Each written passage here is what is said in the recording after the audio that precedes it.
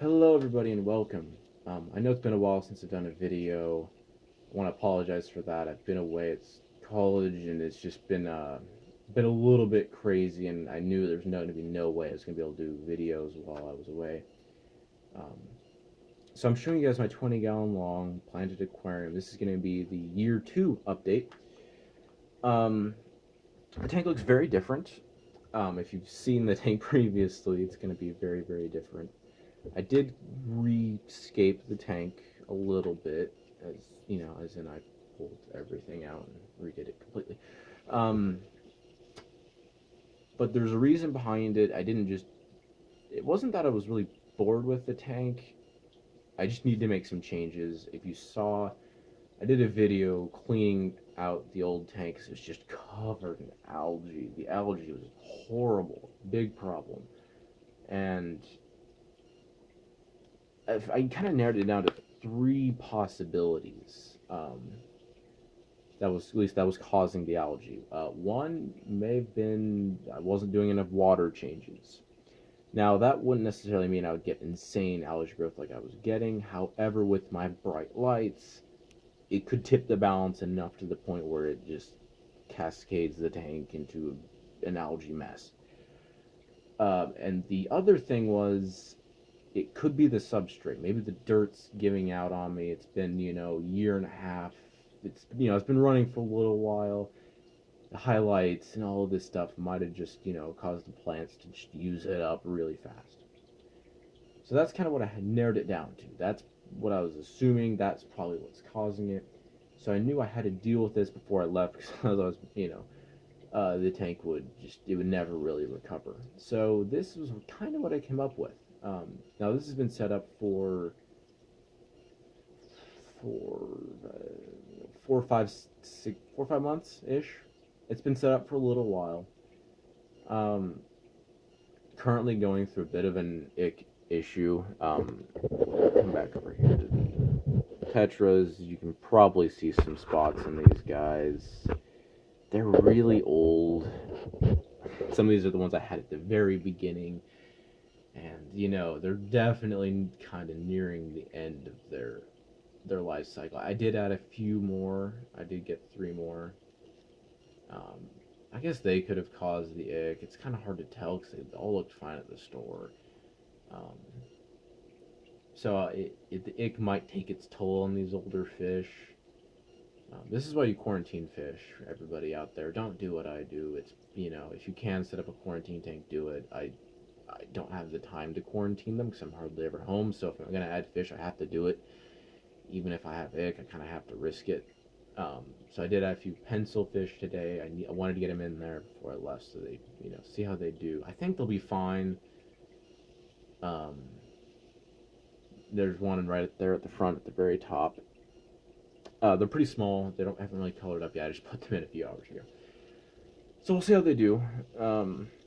It'll be a few months before I'll be able to do another video. So, that's not great, but you'll see how they do at that point, I guess. So let's talk about why I redid the tank. So I said I was having the algae problems, and I narrowed it down to those 2 things. So I dealt with it by eliminating the potential that any of those are going to be a problem. Substrate. In order to redo the substrate, I have to take everything out of the tank, and I kind of have to redo it. So that's what I did. Took all the dirt out, tried to salvage as many of the plants as I could. I had such a thick carpeted dwarf sage, it was kind of sad. But there was no way I was going to be able to get all that out. I did get a lot of it out eventually, I was sitting there for hours picking that stuff out of the substrate. But this is what I really recovered. So I did a very similar design. I kind of did the dwarf sage here all the way in the front. So the only plant really in the front, kind of lower bit, is dwarf sage. I did put the lily back there on the left. But the reason why I did that, and the reason why there's no other plants there, is because the dwarf sage is one of the most invasive plants I've ever kept. It spreads runners like there's no tomorrow, and it will send them everywhere. So I was just like, we're going to keep this one plant on this one area. I'm not going to have to worry about keeping it out of a certain spot. I'm just going to let it fill in and do its own thing naturally. So then I kind of tiered it. So I used these really large rocks, the big piece of driftwood, and then I kind of had a second tier where I put the crypts and I put some rotala as well, kind of in that back left corner, which is over here. And the idea is that'll kind of fill in, it'll kind of complete that look, hide the filter a bit, and it kind of draws your eye back to this left corner. So it's a very unorthodox aquascape, but I do like it. I think it turned out pretty good. And the other part that I knew that I was going to impact it was going to be the floating plants. I designed this tank to be full of floating plants. I've seen some people have these aquariums where they have plants on the bottom and all of this floating plants on the top, and it looks super cool, and I really wanted to like kind of do my own version of it. And this is kind of what I came up with, was kind of this river tank with all of these floating plants, which is why I really wanted pencilfish, because they do really well with the floating plants. So I'm really looking forward to see how they do. So that's why I had all these floating plants, and that was all part of the design.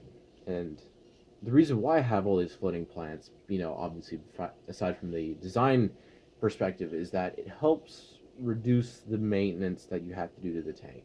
If you miss a water change, you're going to be fine. The floating plants can help buffer it, help reduce algae. So far that's worked out spectacularly, and they look pretty cool, and I kind of like the look of it. It also helps dim the light, so if I miss a water change, it's not going to tip that and cascade into another big issue of algae and all that stuff. It kind of buffers it. The last thing I did, which I thought would be kind of just fun since I had all these floating plants, was to have more out of the water features. So in the filter I added all of these plants. And I recently just added this grow light on top to help them obviously do better. It's a really dark room, and they were all kind of doing So that will hopefully help them with that. So it kind of draws your eye to the top. You can see that one plant's actually growing into the tank, and it's rooted into the driftwood. You can see it up here. You can see some of the leaves, and it's rooted into the driftwood. It's really cool. I love it. It's a really cool looking plant. I don't remember what it's called. I probably should figure that out at some point. But it's a really cool plant. I love it. I love the way it's growing into the tank, and it really just helps to draw your eye from this right side all the way up into here and down this path with the crypts. So that was the aquascape. That's why I did the plants, to help deal with that issue. And so this is just the year 2 update. I have the cardinal tetras. I have one big snail. He's up there in the top left. I have a few crystal shrimp and orange really shrimp. So we'll see if we can find some of these for you. There's one of the shrimp. I got some new ones because the ones I had in here all turned out to be females, which is kind of a predicament if you're trying to keep shrimp. Usually when you keep shrimp, you want to breed them. So I added a few small ones, which I ordered online, and there's one of the orange reelies. So it's still a fun tank. It's one of the tanks that I've just never gotten bored with. Normally once I keep a fish for a few years, I'm kind of like, alright, it's fun. But I still love the cardinal tetras. It's kind of sad that they're getting old, and I'm afraid this ick's going to tip the scale for them. But we'll see. I added some new blood, pencilfish, a few new cardinals. We'll see what happens. Definitely try and quarantine fish. If you can. That's the big lesson learned today. Don't do what I do. Quarantine your fish. And definitely don't add fish when everybody else has ick. That's another really bad idea. Don't do that. But I'm doing this so you guys don't have to, and then you'll know how it works later. So that's obviously why I'm doing that for you guys. So thank you guys for making another awesome year on YouTube. Getting a lot more subscribers, a lot more attention. It's not about subscribers, but it's kind of nice just to kind of see it go up, even though I'm not uploading videos. That was the thing. I figured like, oh, my channel's gonna plummet, nobody's gonna watch me anymore, but I appreciate all the attention, appreciate all the comments. Let me know. I'm going to try and keep responding to comments. So even if it's been months since I've done a video, feel free to comment, ask a question. I'm always on YouTube looking at that stuff. If I don't respond in a couple days, it's probably because I'm busy.